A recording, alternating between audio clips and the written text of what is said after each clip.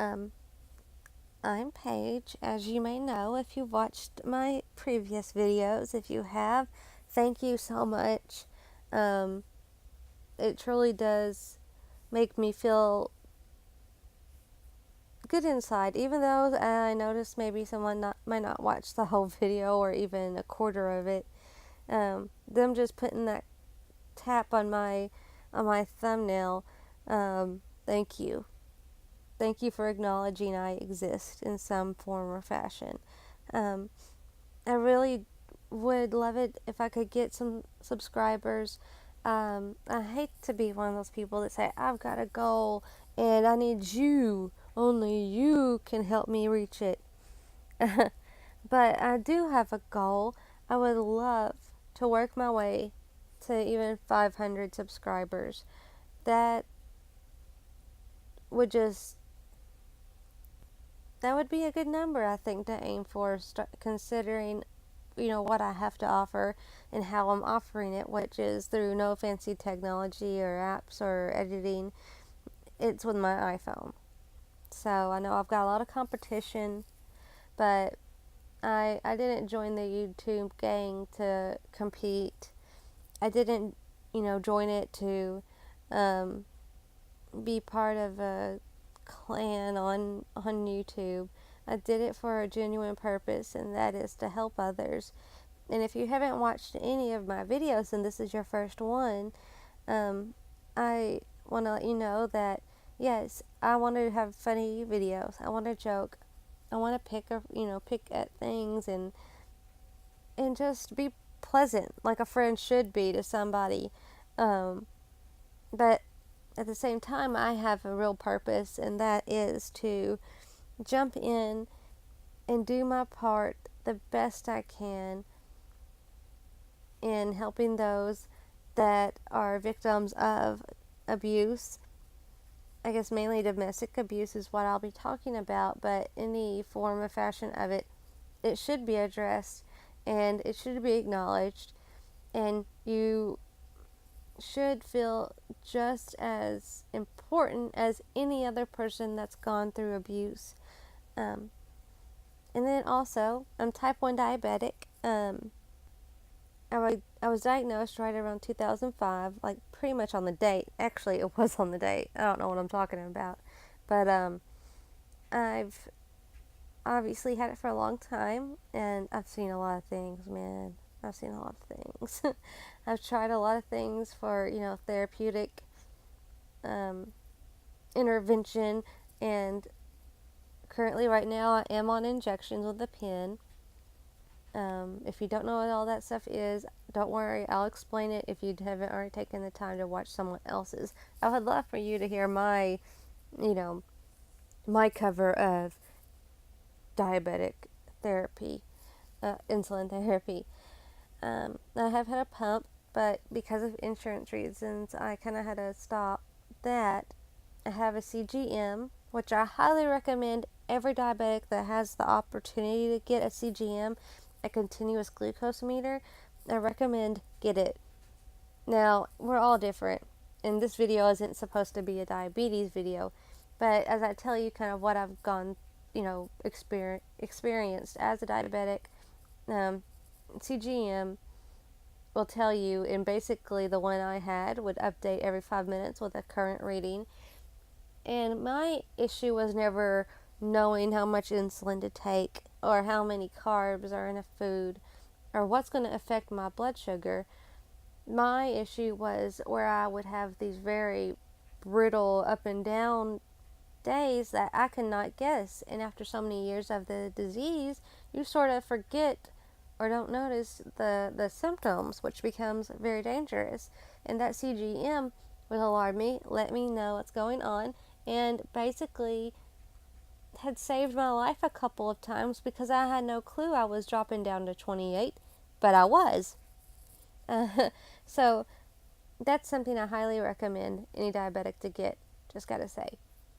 But I've been pondering for a couple days what I wanted to do next for my video. And right now, all I have is my experiences and stories to share.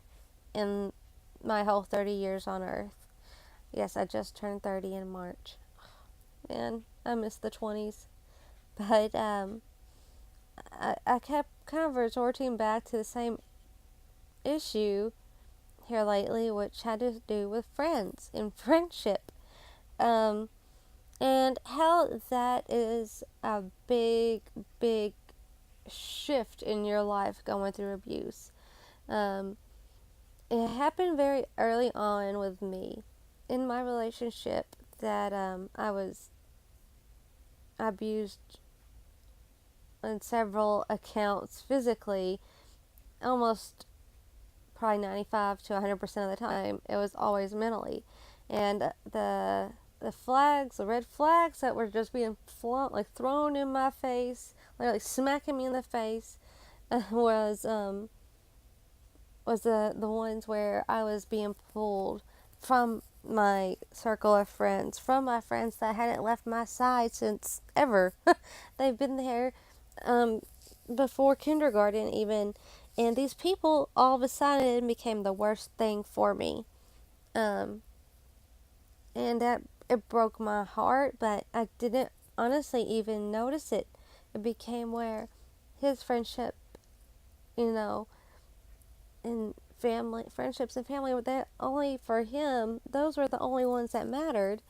My friends were stupid. My friends were fat, which I didn't have a single fat friend. My friend, one of my best friends, is probably one of the smartest people I've ever met.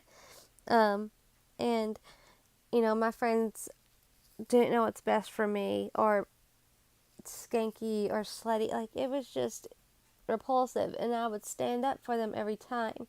But anytime I mentioned wanting to go see them, it was this ordeal of verbal and mental abuse about um, how crappy my friendship is with everybody. And I started to believe things when he would say, "They're not really your friends. They never come around here." Well, some of them were working as teachers. Um, some of them had very busy jobs, and some of them were still, finishing school, and we got together. And I couldn't expect all of them to drive to me whenever it's one of me, and I could drive to them and see it, be a lot easier. But I was constantly fed, "Oh, your friends don't like you. They don't care for you. What are you talking about?" And I just felt so beat up. And it wasn't that I was saying about how much they hate me and all, but I would think, "Oh, they've not called or texted in months. It's been a couple years." And as time went on, it just got so few and far between when it came to ever hearing from them. Um, and so I just got used to being alone. I got used to my only friends being my dog and him. Um, and it wasn't just my friends, it was also family I was being pulled from. I never had like the biggest closeness, you know, with those that raised me or my brothers, but I definitely had a bond there and love and consideration, and that was being taken from me. But I didn't want them to know what was happening. More or less, it came off as I'm shady and a bad friend than them ever knowing that the the risk I would take to go see them wasn't worth it, almost, because I didn't want to show up feeling crappy and miserable because I'm being bitched at the whole time I'm hanging out with them. And I didn't want to have to tell them why, because I know they would have known something wasn't right. They already knew he was a jerk through other people, but there were times he was good to me at first that I was like, everyone's a jerk sometimes. And I was in a huge amount of denial. And 1 year turned into 3 years, turned into 4 years, turned into 7 years. And now here it is, probably a solid 8 years since I've had any of these people in my life, really, more than a couple texts. I've not I've not seen them. I barely heard from them. Even when they knew I had left the relationship and fled back home, I I still didn't really get anything out of them. They didn't want to come around to meet my daughter. um, and it broke my heart because my closest friend that I would have easily taken a bullet for, she was literally the very first person I told that I was pregnant, and I was so scared. And she made it. We were miles and miles and miles away, hours away, and she. One of the first things she did say was, "I'm going to plan your baby shower." Now, I never asked her. I never expected her. I didn't even want her to have to do that. I just wanted her to be in my daughter's life. I wanted all of them. I wanted my closest, gal friends and some of my closest guy friends to meet my daughter because it was such a huge deal. And whenever I left, I really prayed that they would show up because it was just way too hard. Even after leaving the relationship, it was way too hard. I couldn't stand to take myself apart from her long enough to go see my friends. And then it was still sort of this shame I felt that resonated from that relationship. Just because I left doesn't mean that the pain was left behind there. And it takes a lot of time to send it back to sender and ask for them to, screw off. I don't want any more. Um, and I would have thought they're intelligent enough to know clearly I needed them to make the move. But maybe it's not that clear to friends of a person that's gone through, that's the type of a situation or any sort of abuse at all. It it makes you so reclusive after the fact. Even when you've left, you're still not ready because for years you've lost who you were. You lost your identifier. You're just basically a slave to your abuser that you don't really have a sense of, well, what do I have to offer anymore? What would I talk to them about if I went and hung out with them? Oh, well, all I, you know, have to say that's been going on with me for almost a decade is horrible abuse. While I would go on and get to hear about how they finished school or how, their relationship is great or how, their relationship didn't work out, but they're seeing other people and having a great time. Literally, the only thing I could possibly talk about is hell. And who would want to hear that? So to go and put myself away from my child in in a position where all I have is what I've gone through to talk about because nothing else had happened in my life that was good, that makes you feel pretty crappy.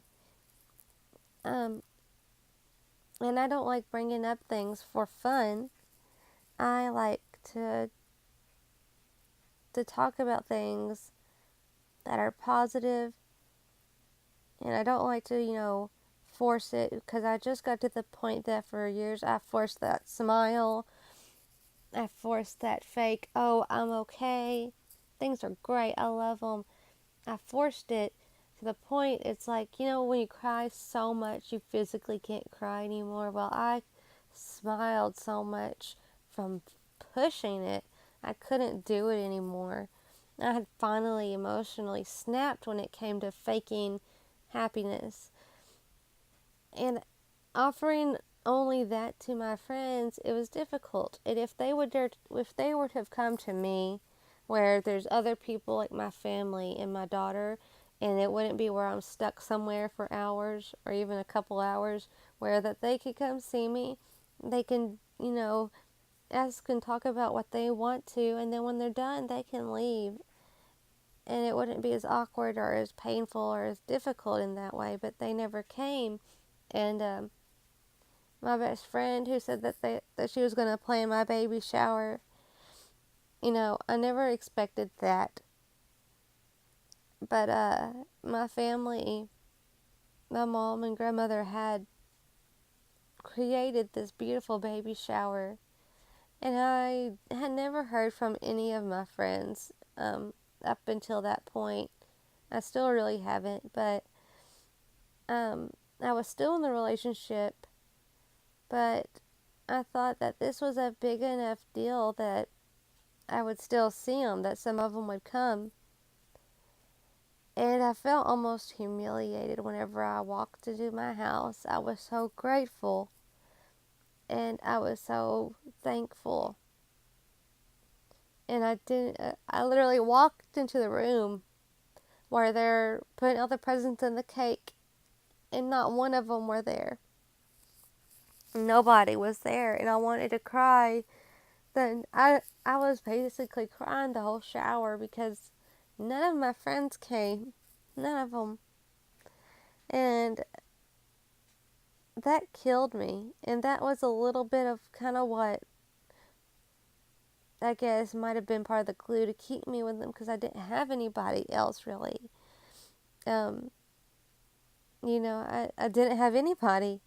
And that sucked so bad. And when nobody showed up, I was like, he's right. He's been right all along. They don't give a damn about me. I never mean as much to somebody as they do to me. And that has been just the theme of my life for years now. And it killed me. It killed part of me when they didn't come. That they have no idea what it would have meant for me to show up there and at least a couple of them be there. And they knew that the relationship was abusive, maybe not to the extent, but they knew it was bad. They knew it wasn't healthy, but I guess they just didn't really have the time or really consider what could possibly be going on in my head that's putting me there, or what could physically be going on with him who's keeping me there. So I just, was grateful. I was happy, blah, blah, blah. Some months later, I finally get home, only probably 30 minutes from where my bestest friends are. And I get one text asking about going out for a drink or something like that, and I just couldn't do it. I wasn't ready. And it's still probably hard to consider myself technically ready to go out and have a drink and talk with friends somewhere like that, because it feels like a selfish act for me to go do it. And I was like, y'all could come here, you could meet my child. I mean, that's what I wanted. I wanted them to come meet me or meet my daughter and see me. I didn't want to go and booze up with friends. That's just not appropriate, I wouldn't think. So I never went, and I explained that I was sorry, that it was just too much. It was just too painful. And then never heard from any of them again. I tried reaching out. And so I'm in a better position now that it's been about a little over a year. But the sting still hurts. It still bothers me almost every day. It feels like how much I wish that they would come around. And I just want them to know how much I love them. I would never hold resentment towards them for not coming or not being here or not getting here fast enough. Trust me, there's never going to be a time that's too late for them to show up. But that being said, I tried, finding friends around where I live, people that I've always known. I hadn't seen a long time, and I reconnected with one of my friends, and she's gone through a lot, and I understood that. And given that she had gone through, some really hardships, that's what made me feel the most comfortable befriending her and trying to be part of her life. And it sucks because for a year almost I've been lending out hand after hand of help, all in exchange, sometimes just for their time. And no, I'm not going into details, it's not necessary. But the moment I wasn't able to do something extra or help, I was cut off from that friendship. And this has just been too much crap. And I don't know what's wrong with people. Why can't you be someone's friend for the purpose of being their friend? A friend isn't someone that can always give you something, but that's not why they're your friend, obviously. They're your friend because they value your time and the bond you have created, not because you're getting something physically out of it. And I've just been having a bad luck with these connections now that I've left that relationship and I've left that life of solitude behind. I'm still not ready to go date. I'm not ready to go party. I'm not ready for that stuff. And I think that's perfectly acceptable. I'm 30 years old. There's obviously a very more understanding reason for why I do things the way I do them than to go out and be flamboyant and partying and yay, yay, yay. That is so irresponsible. And whenever you've gone through that, it's so hard for your old friends to show a lending hand sometimes. And that sucks. And it's important. If you have a friend that's going through anything like what I've explained and shared, you've got to push it. You've got to push it that extra bit and get to them. See them. If you're able to do it, if you're able to physically do it, great. But there's no excuse these days to not have some sort of interaction. And to send the extra message a week or something to say, hey, I hope you're all right. I'm still around if you need me. I, for now and evermore, will have a hard time trusting people because finding out I was only taken on as a friend while I could give them something, I am shocked and I don't know why. I guess I'm very naive to the ways of the world because I feel like a fool. You feel stupid when you're the only one giving that extra 10%. And then you're just dropped like that. Nothing. And the community that, involves people of abuse, we have to have each other. Because sometimes there's not even your closest friend that might see you. They might not understand the pain. And I'm not preaching, but there are so many people, though, that have these friends and that kind of a support system, and that's beautiful. And then there's the people that don't have anybody. People that you wouldn't expect to struggle with having a friend. They could very well be struggling. And, what does it hurt to ask if they're all right? What harm is being done in asking that simple question? It just seems like society grows cold. You think that people do too much to help out others, but that's far from true. I posted a silly thing on Reddit where I had that dream about PewDiePie stealing my dream content.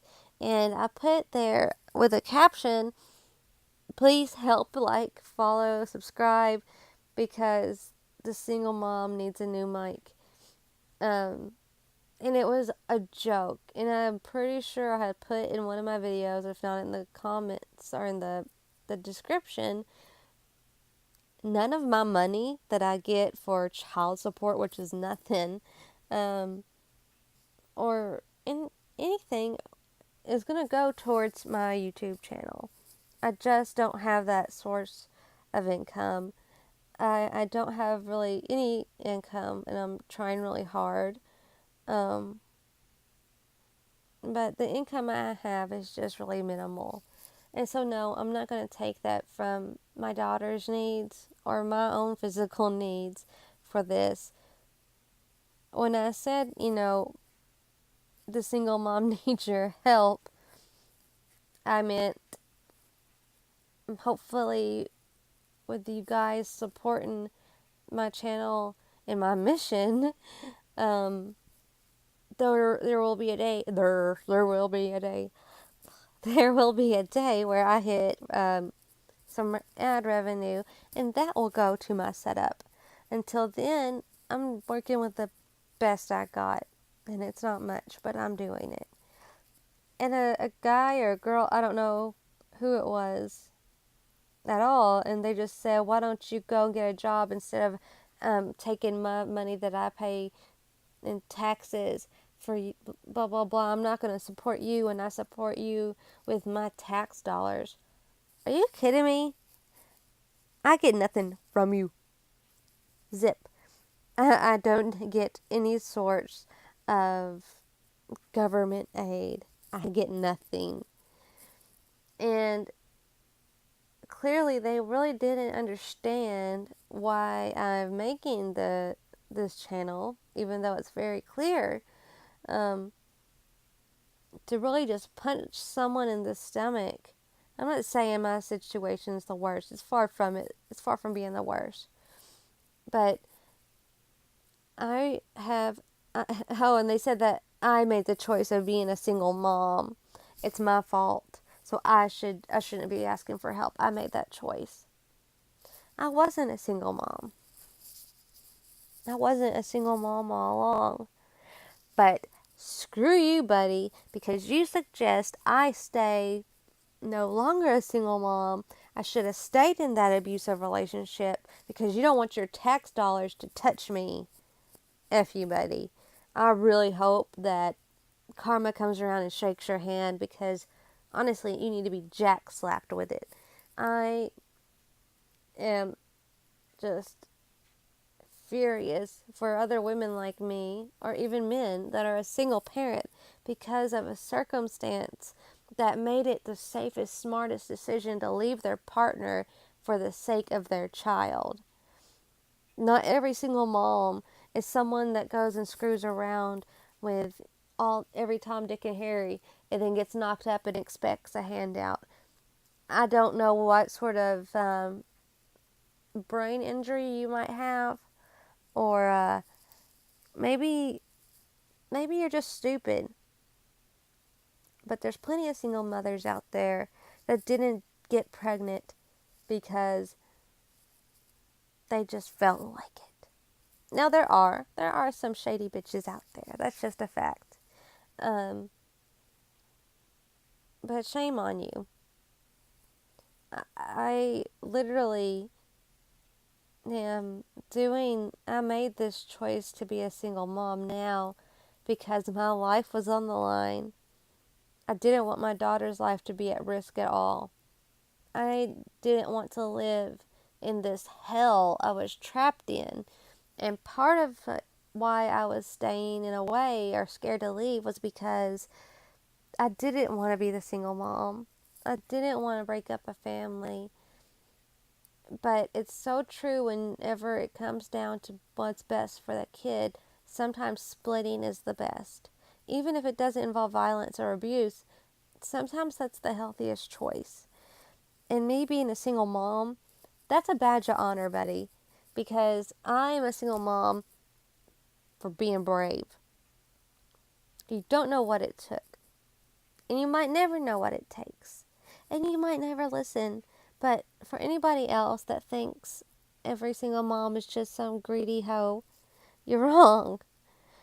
You really need to pay attention because I feel so much for other people in my situation. It's not about themselves. It's about the child. It's about being, just moments away from your life being taken away from you so quickly. So quickly.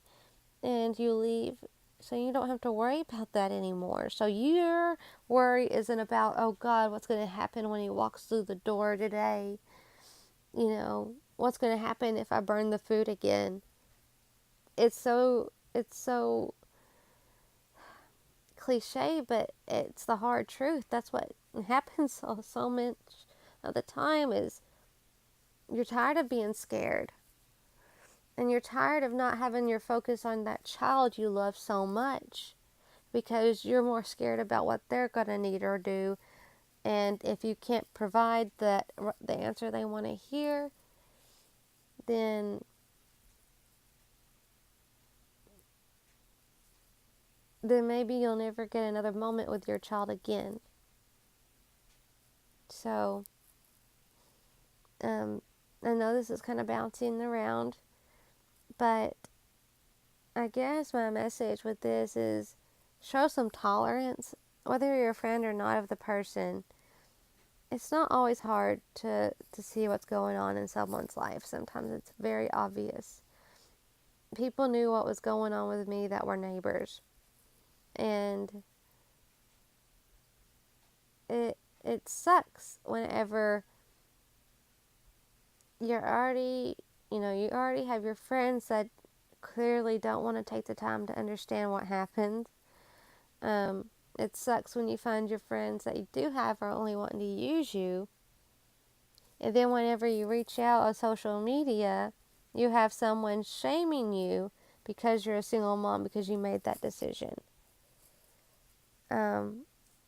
Hopefully, posting this again, that special someone that wrote that comment will get it, because I'm not after them to attack them. I'm upset and I'm hurt by the comment, but they need some education. They need a little bit of learning. And please, don't be embarrassed because you were such an asshole. Be a man or a woman, whoever you were. I don't know, but stand up and be accountable for being an ass. And not necessarily even say, oh, that was me here. I did that. Sorry. I don't mean it like that.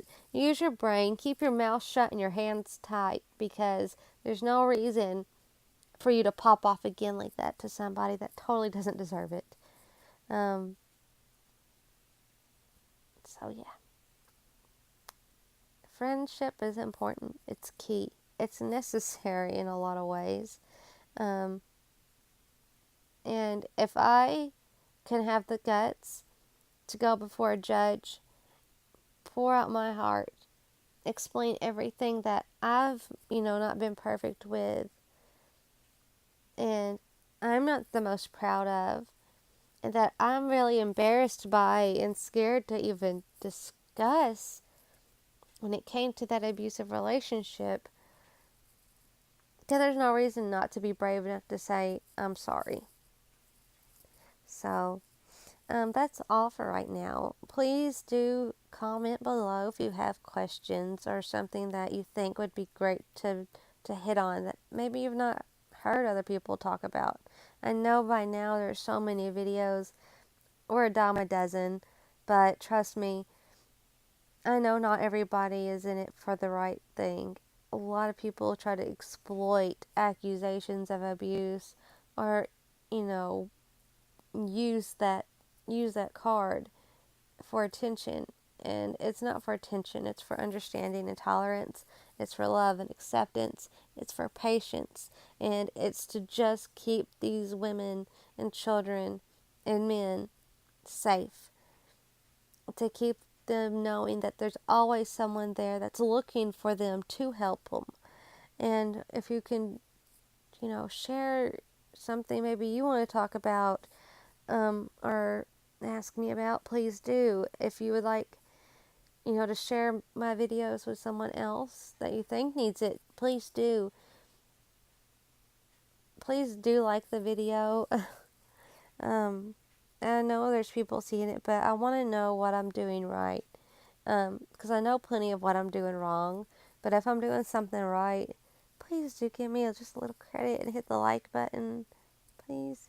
And if you don't mind, subscribe. Uh, it doesn't cost you anything. It's totally free. And who knows, maybe I'll throw something in there that you're going to be like, oh, I'm so glad that I jumped in. I'm so glad that I stuck around because, man, that's exactly what I've been going through and I needed to hear that. Um, so, yeah, like, comment, subscribe. You know the drill. I'm not after your money. I'm not after your precious. I'm just after a little bit of support.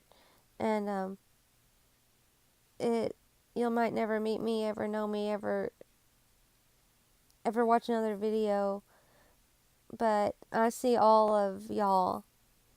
Not really, but I see the numbers, and they're obviously not the highest. But whenever I just get that one extra person, it makes my day. It really does. You guys don't know how much it makes my day whenever I'm like, oh wow, there's someone else that I've interacted with that's seen and heard me out, and it feels good because right now, if I didn't have YouTube, I wouldn't have anything, and I would be even more lonely. And at least now I feel like I'm talking to somebody that that lets me share my story the way I want to share it. Thank you all again. Thank you for your time. Um, I hope everyone had a great Easter. If you didn't celebrate Easter, I hope you had a great Sunday. I hope you had a great day today, period, blah, whatever, I'm just hoping you're great. If you're not, trust me, I might not be as great as I say. But I feel good right now. I'm feeling optimistic. I got a lot of things coming up, but please do, show me some support again. Please. Thank you so much. I hope everyone has a great day. And don't forget, even one person can make a huge difference. You can be the key to saving someone's life. Hopefully the next video will be touching on some diabetes. Who knows, maybe I'll throw in something that I don't even know's coming. Never know. So, thanks guys. Love you very much. I love everybody. Okay, nice, that's it. Bye.